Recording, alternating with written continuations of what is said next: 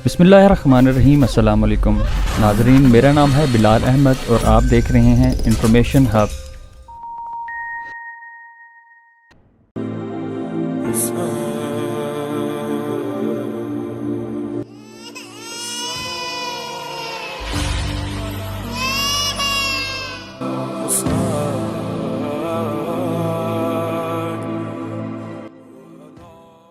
नाज़रीन, ये वाक़या करबला की थर्ड और लास्ट एपिसोड है।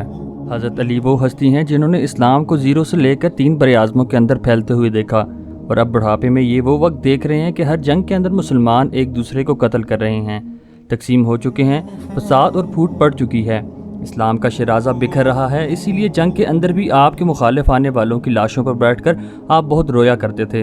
हज़रत अली के दौर के अंदर 5 साल तक हज़रत मुआविया ने हज़रत अली से जंग की, और 40 हिजरी के अंदर रमज़ान मुबारक के अंदर इन्हीं बागियों के हाथों हज़रत अली की शहादत हो गई।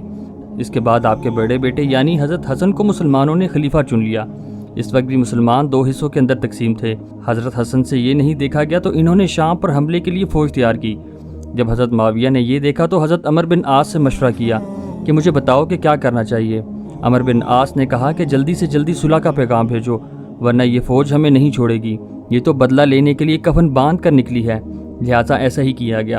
हज़रत हसन रज़ियल्लाहु ताला अन्हु को सुलह का पैगाम भेजा गया कि हम आपकी हर बात मानने को तैयार हैं, बस हमारी एक शर्त यह है कि आप खिलाफत का दावा छोड़ दें, मुझे खलीफा बनकर हज़रत उस्मान के कातों की शहादत का बदला लेने दें, ताकि हमारे दिल की आग ठंडी हो सके।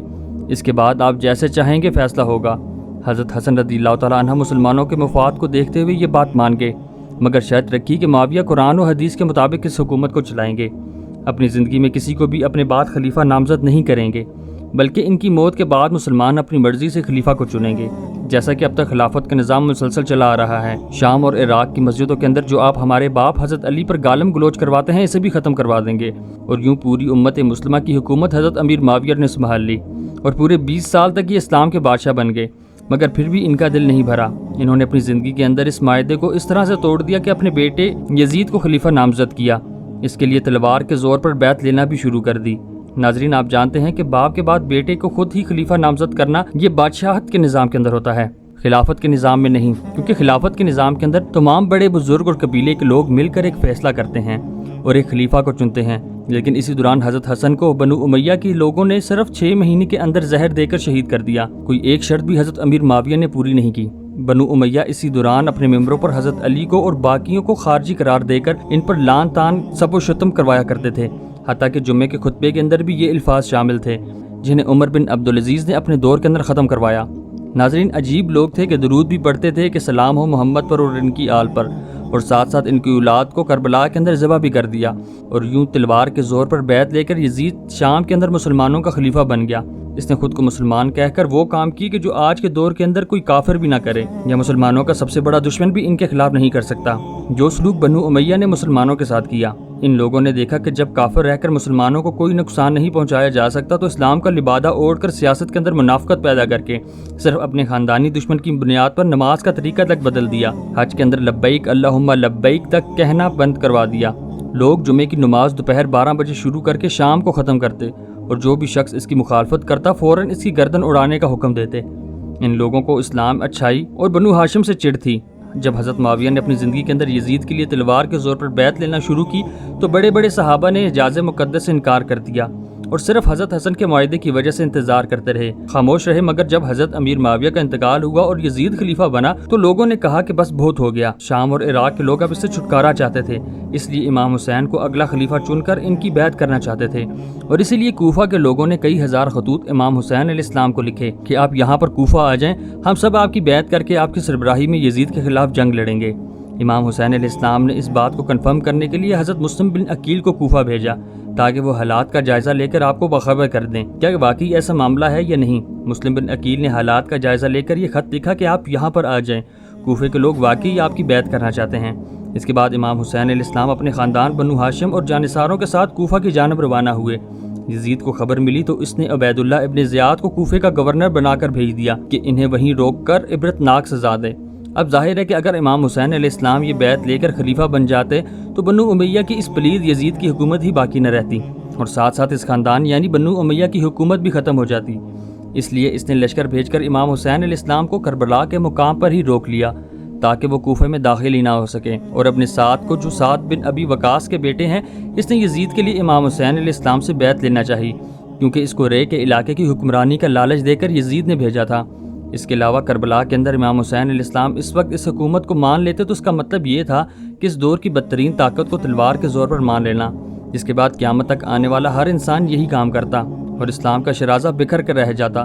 امت مسلمہ کبھی بھی ایک خلیفہ پر اکٹھی نہ ہوتی، اور جس کا بھی دل کرتا وہ تلوار اٹھا کر جنگ کر کے اپنی حکومت کو قائم کر لیتا، لیکن وہ کیونکہ حسین تھے اس لیے انہوں نے باطل کے سامنے سر جھکانے سے انکار کر دیا۔ اور اس کے بعد ہوا واقعہ کربلا، جس کا منظر ہم سبھی کے کانوں اور آنکھوں کے سامنے بچپن سے سن کر ہمارے تصورات کے اندر شامل ہو چکا ہے کہ کیا کچھ ظلم و بربریت آل محمد کے ساتھ کر کے انہیں ذبح کر دیا گیا، مگر کوفہ کے وہ لوگ جو کہ حضرت امام حسین علیہ السلام کو خط لکھ کر بلانے والے اور ساتھ دینے کے دعویٰ کرنے والے تھے، ایک دم سے تلوار اور موت کے خوف سے خاموش ہو گئے۔ امام حسین علیہ السلام کا ساتھ دینے کے لیے کربلا تک نہیں آئے، ان کو اکیلا چھوڑ دیا۔ یہ سب لوگ مشکل پڑنے پر نیوٹرل ہو گئے۔ یزید صرف ان 70 لوگوں کے گھرانے کو پکڑ کر قید بھی کر سکتا تھا، مگر اس نے اپنی اصلیت پوری امت مسلمہ کو دکھائی کہ اصل میں یہ دین اور اہل بیت کے دشمن ہیں، یہ سب دین کے لباس میں منافق ہیں جو حکومت کے بالکل حقدار نہیں۔ اس لیے اس نے حضرت امام حسین اسلام اور ان کی آل اولاد کو پیاس سے تڑپایا اور ایک ایک کو شہید کر کے ان کی لاشوں کی بے حرمتی کی، ان کے سر کاٹ کر نیزے پر لٹکائے گئے اور حضرت امام حسین علیہ السلام کے سر کاٹ کر کوفے کی گلیوں کے اندر گھمایا گیا۔ اس کے بعد یزید کو بھیجا گیا۔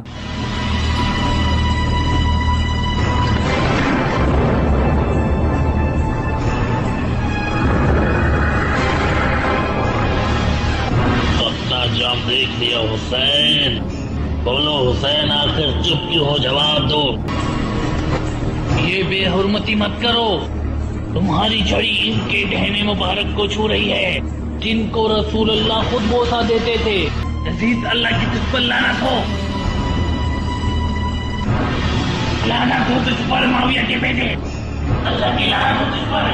کاش آج میرے بدر والے بزرگ زندہ ہوتے تو دیکھتے، تو وہ خوشی سے کہتے کہ اے یزید تو سلامت رہے۔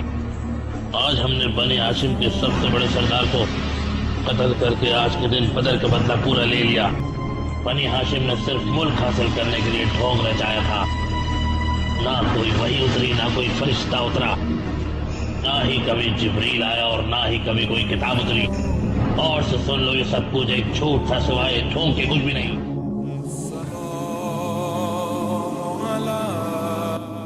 یہ سارا واقعہ سن کر مدینے والوں کا تو دل جیسے پھٹ گیا۔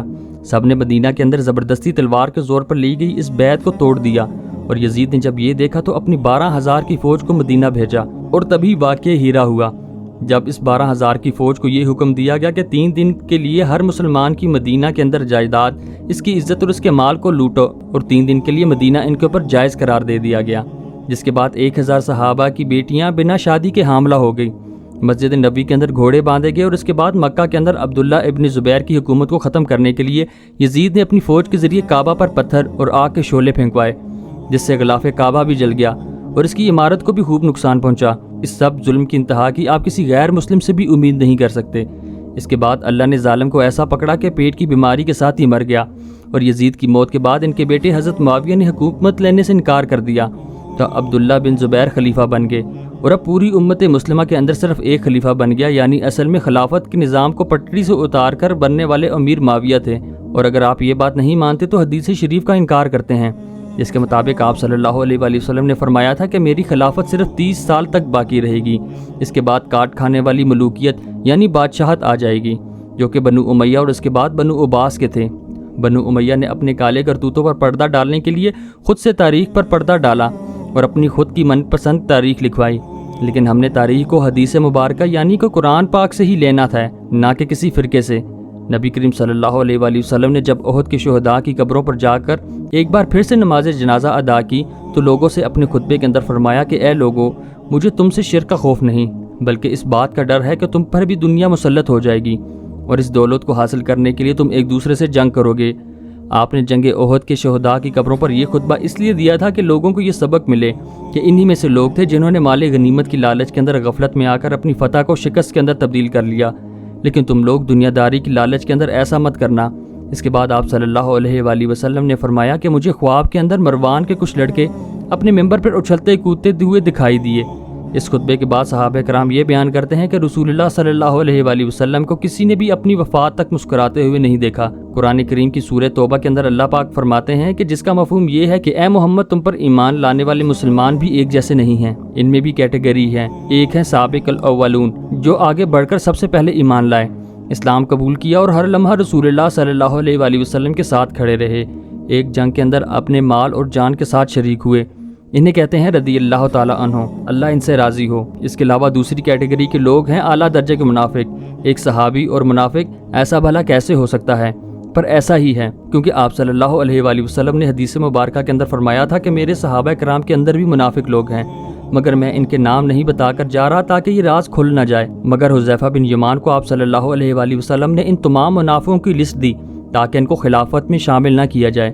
اور تیسری کیٹیگری کے صحابی وہ تھے جو کہ کبھی اچھے کام کرتے اور کبھی برے، یعنی رضی اللہ تعالیٰ عنہ کا ٹائٹل سب صحابیوں کے لیے نہیں ہے، بلکہ ان کے لیے ہے جو صلح حدیبیہ سے پہلے تک مسلمان ہو کر رسول اللہ صلی اللہ علیہ وآلہ وسلم کے ساتھ شامل رہے، اسلام کے لیے سب سے پہلے اپنی جان، مال اور اولاد سب کچھ قربان کر دیا۔ اگر صلح حدیبیہ کے بعد کوئی صحابی ایمان لائے اور اچھے اعمال کیے تو وہ بھی نیک صحابہ کے اندر شامل ہوگا، جیسا کہ ابو جہل رسول اللہ صلی اللہ علیہ وآلہ وسلم کے خلاف ساری زندگی لڑتا رہا، اور ان کے بیٹے اکرمہ بھی فتح مکہ سے پہلے رسول اللہ صلی اللہ علیہ وآلہ وسلم اور مسلمانوں کے خلاف تلوار اٹھا کر لڑتے رہے، فتح مکہ پر بھی بغاوت کی، لیکن اس کے بعد اسلام لا کر حضرت خالد بن ولید کے ساتھ جنگوں میں شرکت کی اور اسلام کی خاطر جنگ تبوک کے اندر اپنی جان پیش کر دی، حالانکہ وہ ابو جہل کے بیٹے تھے جو کہ جنگ بدر کے اندر جہنم واصل ہوا تھا۔ صحیح مسلم کی حدیث مبارکہ ہے کہ اسلام لانے کے بعد ایک بار ابو سفیان اپنے قافلے کے اندر سوار ہو کر کہیں جا رہے تھے، اسی دوران ان کی نظر 3 صحابہ رسول پر پڑی، جو کہ حضرت بلال جو کہ حبشہ یعنی افریقہ سے تھے، سلمان فارسی جو کہ ایران یعنی ایشیا سے تھے، اور صہیب رومی بالکل ایک جگہ پر موجود تھے۔ اپنے قافلے پر سوار ہو کر ان تینوں کو ابو سفیان نے اپنی نظروں سے ایسے دیکھا کہ اسلام لانے سے پہلے تو تم ہمارے غلام ہوا کرتے تھے، اور آج اسلام لانے کے بعد تمہیں یہ حیثیت ملی ہے کہ جو کہ ایک سردار کو بھی نہیں ملتی۔ انہوں نے یہ سب منہ سے نہیں کہا، لیکن ان کی نظریں یہ سب کچھ کہہ رہی تھی۔